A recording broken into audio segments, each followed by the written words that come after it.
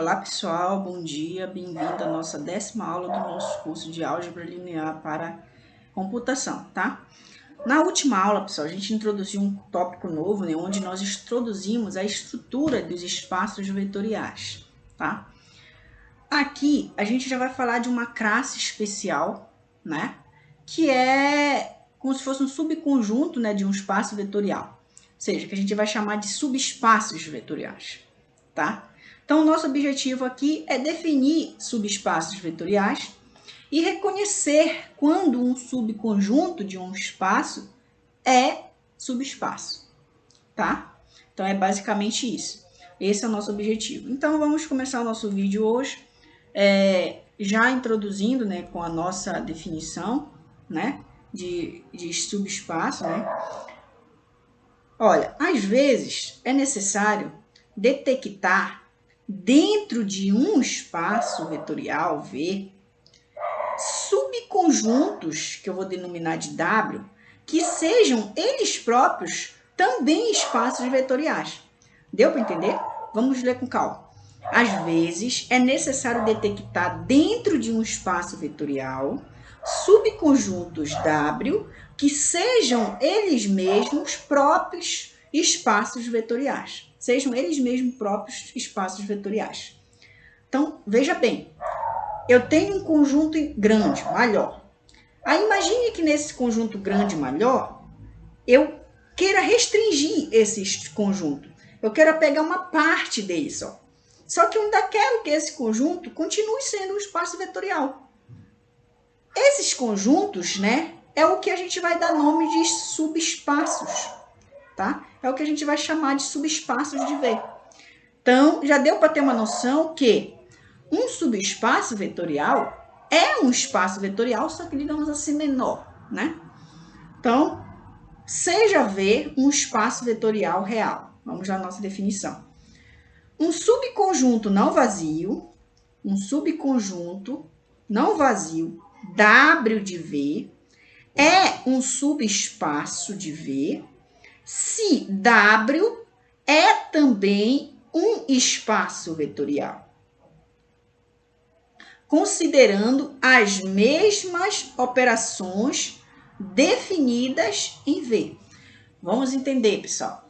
O que foi que a gente viu na aula passada? O que é um espaço vetorial? É um espaço, é um conjunto não vazio, onde está definida duas operações, a soma e a multiplicação por escalar, que satisfaz 8 propriedades, né?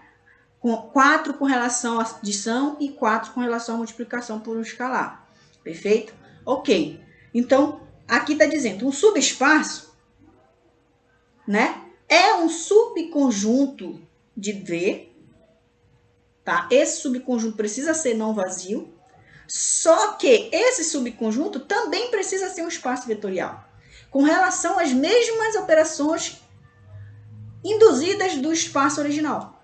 Então, por exemplo, tu tem um conjunto do R3, aí eu pego nesse conjunto do R3 um subconjunto, sei lá, só o conjunto do R3 cuja... Vamos pegar o R, conjunto dos números reais. Aí eu pego nesse conjunto, né, o conjunto dos números reais onde esses números são pares, por exemplo, tá? Então, eu peguei um subconjunto. Só que as operações que eu vou ter que usar nesse conjunto vão ser as mesmas que eu usava no R todo, tá? E esse conjunto restringido, digamos, só com os números pares, ele ainda precisa ser um espaço vetorial. Ou seja, ele precisa satisfazer as operações que a gente tomou, que é a mesma do R todo, ela precisa continuar satisfazendo as operações, né? Aquelas propriedades que é associativa, comutativa, existência do neutro, existência do oposto, né? E com relação à multiplicação, todas aquelas propriedades, tá? Então, eu espero que vocês tenham entendido o que é um subespaço, tá? Então, dois subespaços que a gente chama de triviais é o subespaço que contém só o elemento neutro, né? Então, esse espaço aqui que contém só o elemento neutro, que a gente chama de subespaço nulo, né, de V, e o próprio V. O V é subespaço de si próprio, tá? Ou seja, pega todo o conjunto, é o próprio ele, né? Então, Então, ele continua sendo subespaço. Eles são triviais porque não precisam de verificações nenhuma, né? Perfeito. Vamos trazer uma observação. As propriedades, observe só, as propriedades de comutatividade, que a gente denotou por A2, associatividade, que a gente denotou por A1, da soma de vetores, são herdadas apenas pelo fato de W estar contido em V, tá? Assim como as propriedades M1, M2, M3 e M4. Olha só o que essa observação está nos dizendo.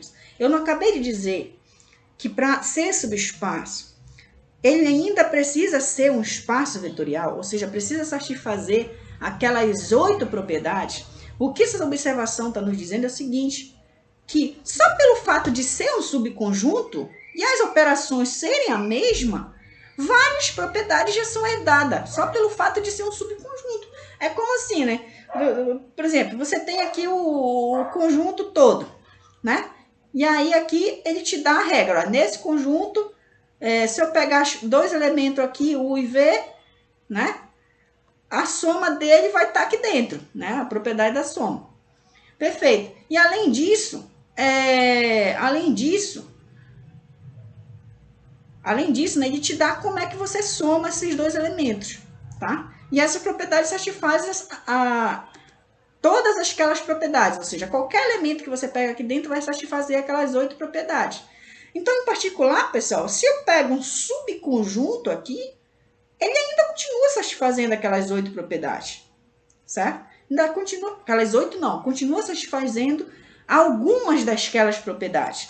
E aquelas propriedades que ele satisfaz vão ser a A2, a A1, a M1, a M2, a M3 e a M4, tá? Isso vem, digamos assim, ele já ganha direto, simplesmente pelo fato desse subespaço, o que a gente pretende mostrar que é um subespaço, ser um subconjunto do espaço todo.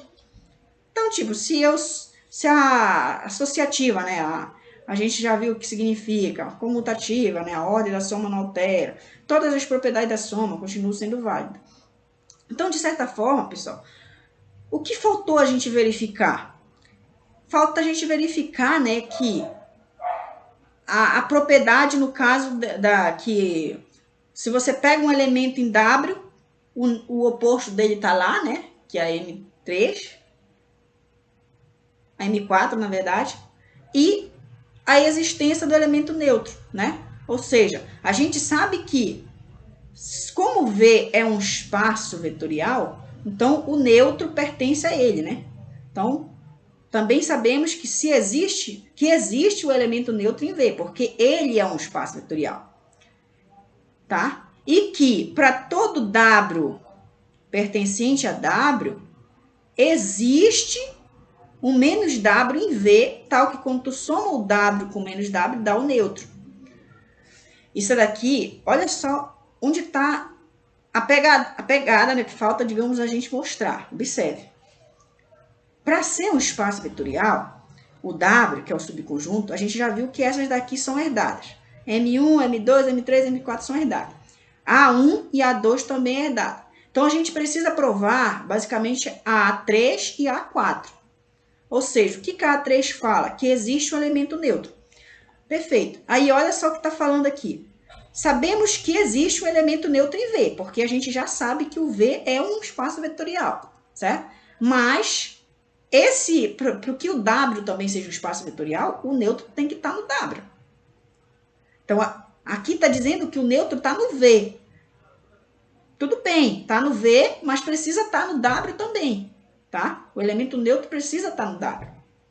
E aqui está dizendo o seguinte, que pelo fato de o W ser um subconjunto, então se eu pego um elemento em W, esse elemento também está no V, porque o W está contido no V, certo? Se esse elemento também está no V, então existe o oposto, que é o menos W. Só que, olha só, esse menos W está no V, não no W. Então, de certa forma, a gente precisa provar que o zero está no W e o menos W também está no W. Que aí a gente prova a segunda, né, e a terceira e a quarta. Que é a existência do elemento neutro no W e também a existência do oposto no W, certo? E aí a gente consegue garantir que esse espaço é um subespaço vetorial. Então, ó, é o que eu digo aqui, ó, para que W seja um espaço vetorial, teremos que ter o zero pertencente, né? O zero, quando eu falo zero, assim, eu estou falando do zero do espaço, ou seja, já sabe como é a cara desse zero. E que cada elemento de W, e que o oposto de cada elemento de W esteja em W. Aqui a gente pegou um elemento em W e a gente tem garantido que o oposto está no V, mas esse oposto precisa estar no W, certo? Então é isso. Assim sendo, pessoal, podemos simplificar o nosso trabalho de verificar se um certo subconjunto W de V é subespaço vetorial de V, usando o seguinte resultado. Qual seria esse resultado? Seguinte, ó. Seja V um espaço vetorial real e W um subconjunto de V. Então, W é um subespaço de V se, e somente se, tá? W verifica as seguintes condições. Olha, primeiro, o W é não vazio, tá? O W é não vazio. E ele sendo não vazio, a gente precisa verificar que o elemento, o zero, né, pertence a ele, certo? 2i, ele precisa ser fechado para soma, o que significa isso? Que para qualquer dois elementos que a gente pegue no W, a soma dele vai estar em W, tá? E para qualquer U no W e para qualquer alfa em R, a multiplicação de alfa por U também está no W, certo? Perfeito, a multiplicação por escalar está bem definida. Por que isso, pessoal? Seria meio que suficiente, né, para a gente garantir, né, essas duas propriedades aqui, né? Pois é, pessoal, essa proposição aqui seria o suficiente para a gente garantir que essas duas propriedades que faltam aqui ocorreriam, tá? Entenda bem o que se está dizendo nessa proposição. Isso aqui é um resultado de si somente si. Então, significa o seguinte, pessoal, que se V é um espaço vetorial, né? E W é um subconjunto de V, então W é um subespaço. Se W é um subespaço, implica que acontecem essas propriedades, essas três condições aqui, né? Primeiro, o W é não vazio, o zero pertence a W, e, de certa forma, isso aqui está dizendo que o W é fechado para a soma e a multiplicação por escalar, tá? E aí, a volta é o seguinte, se o W é fechado para essas operações aqui, o W é um subespaço. Então, vai e volta, né? Se é subespaço, acontece essas propriedades. E se acontece essas propriedades, ele é um subespaço. Bem, observe que ainda a demonstração, se a gente fosse fazer, seria imediata, porque se W é um subespaço, né? Ou seja, se W é um subespaço, ou seja, ele é um subconjunto de V, então é claro que essas propriedades aqui vão acontecer, né? Isso aqui é herdada simplesmente pelo fato de ser um subconjunto. Então, é claro que quando tu soma dois elementos de W, vai estar em W, certo? E quando tu soma dois elementos de U, vai estar em U, só pelo fato de W é um subespaço de V.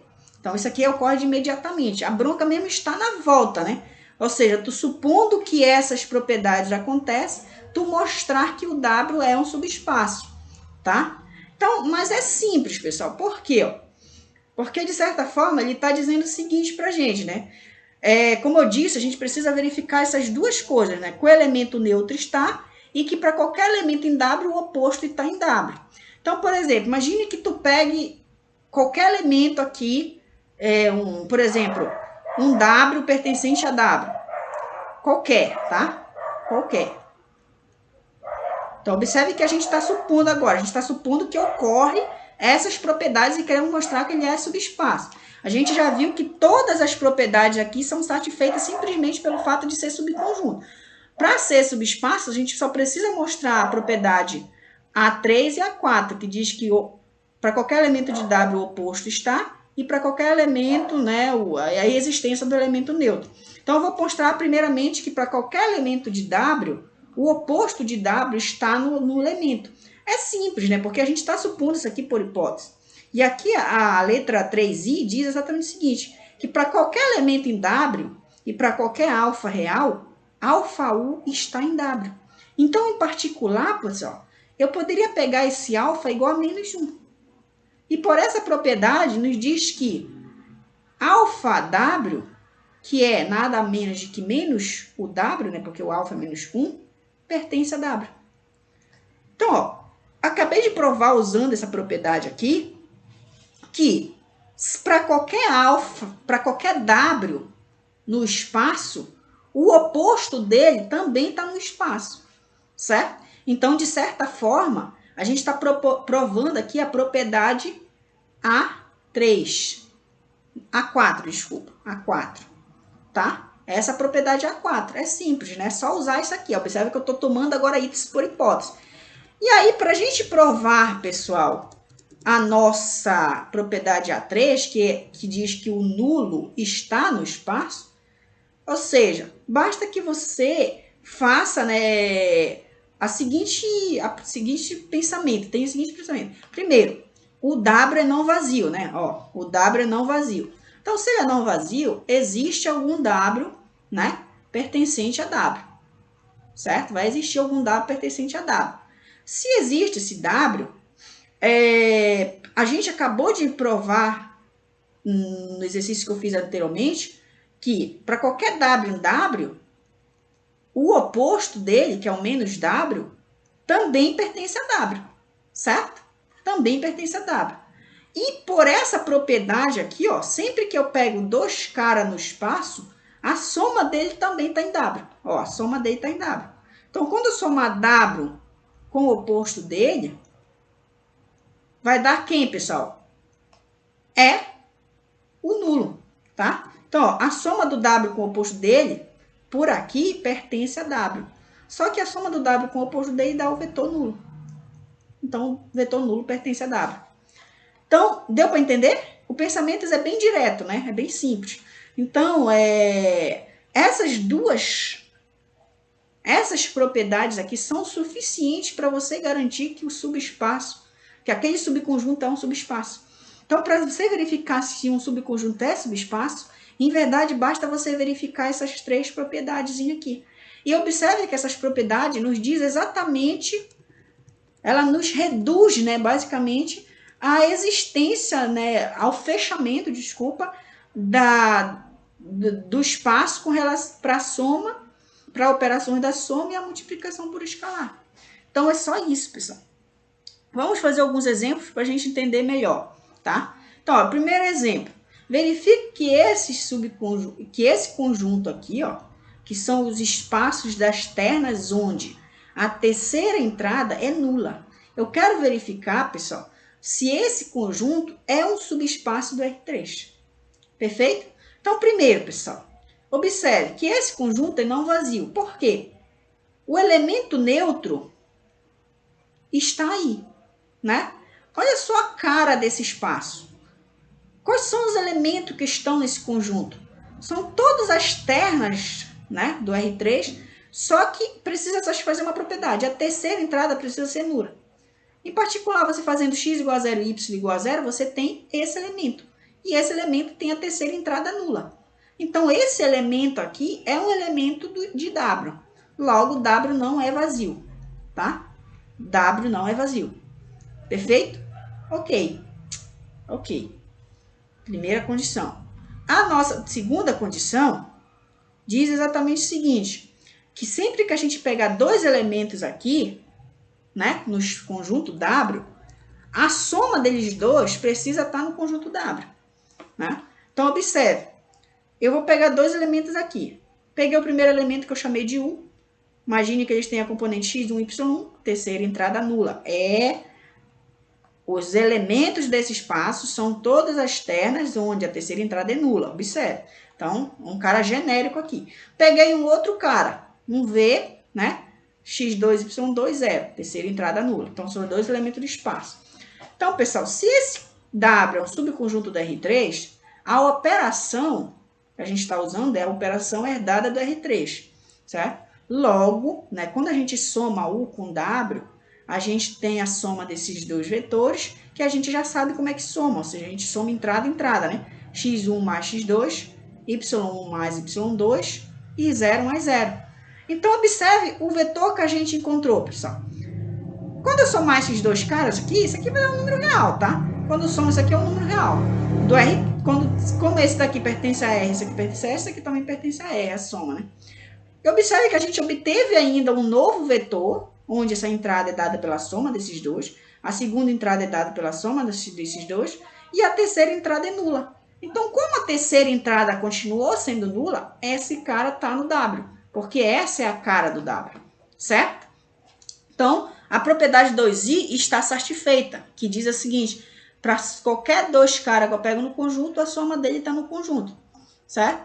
Agora vamos para o 3i, que diz o seguinte, se a gente pegar um vetor no conjunto e um alfa real, né, um escalar, a multiplicação do escalar pelo vetor precisa estar no conjunto. Lembrando que o vetor é esse cara aqui, e lembrando que a multiplicação do escalar por um vetor, nesse caso no R3, o escalar multiplica cada entrada do vetor, certo? Então, vai ficar aqui, ó, alfa x1, alfa y1, alfa vezes 0. Só que alfa vezes 0 dá 0.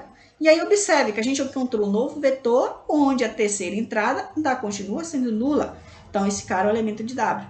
Então, satisfazendo essas três propriedades aqui, pessoal, a gente pode afirmar que esse conjunto W, que é um subconjunto da R3, é um subespaço, certo?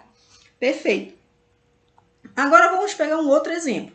O outro exemplo a gente traz é o conjunto W, onde é o espaço das matrizes 2 por 2, onde, pessoal, observe aqui, a segunda coluna é nula. A segunda coluna é nula. E A e B são qualquer números reais. Pode ser qualquer número. Um elemento daqui, por exemplo, 1, 2, 0, 0, né? O 0, 0, 0, né? Só pede que a segunda coluna seja nula. A segunda coluna sendo nula é um elemento do espaço.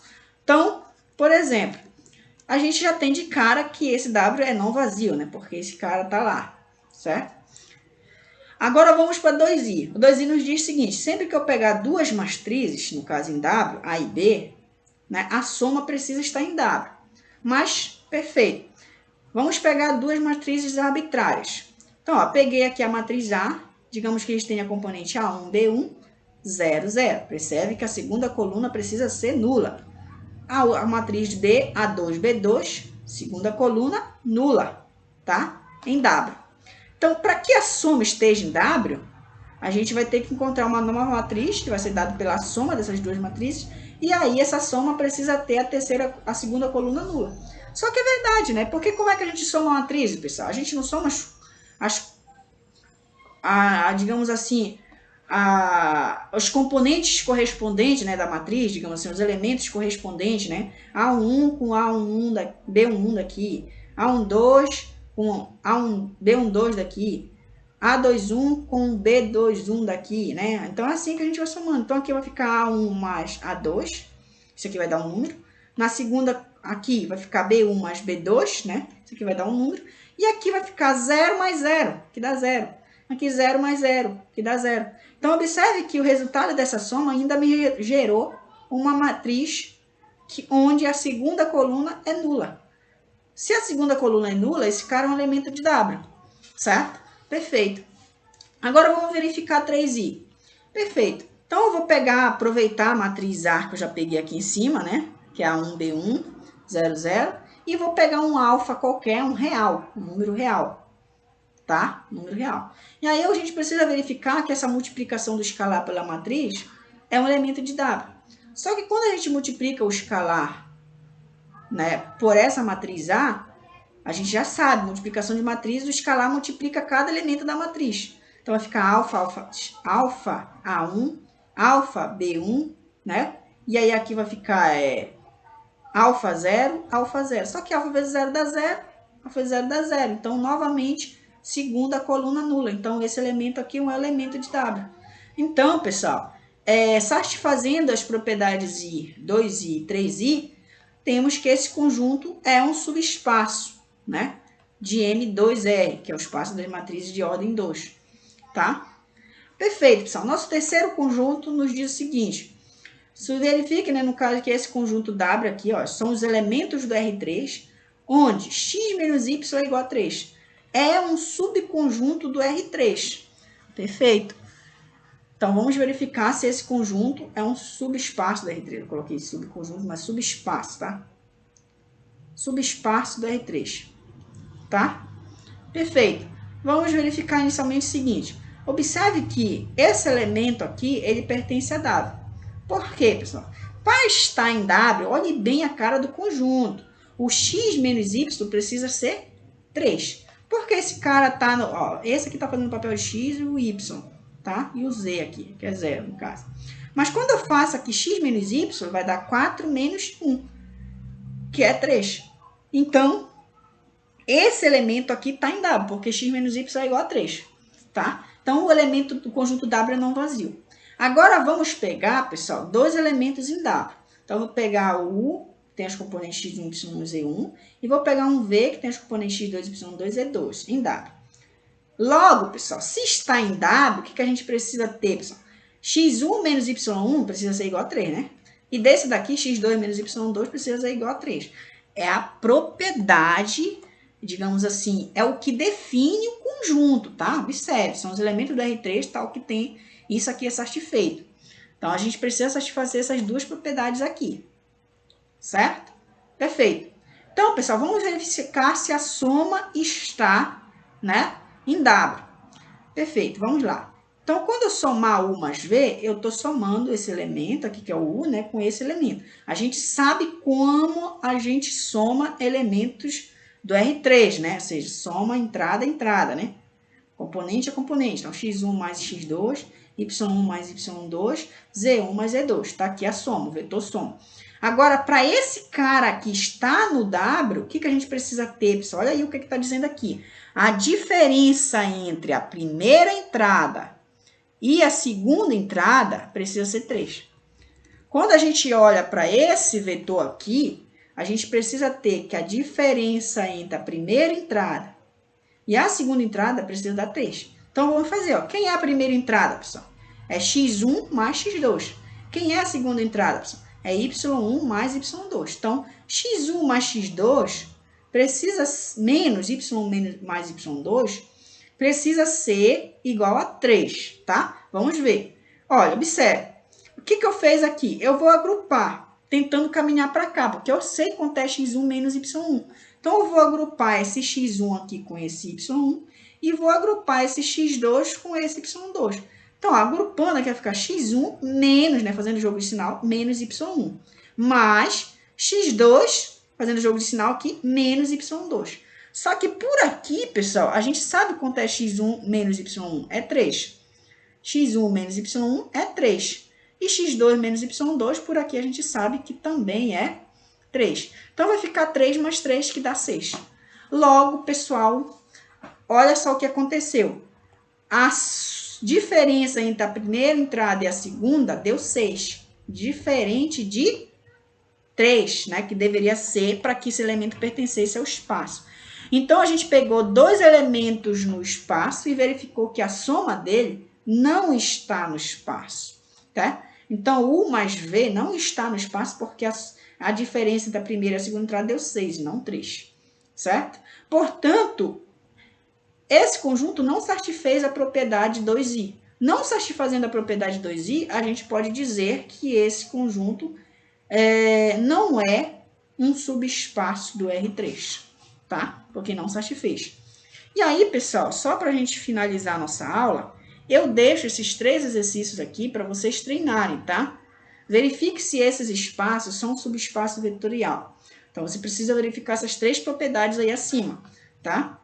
Ó, temos esses 3 conjuntos aqui, só representando para vocês. Esse espaço aqui é o espaço dos polinômios, no caso de ordem 3, né? De grau 3.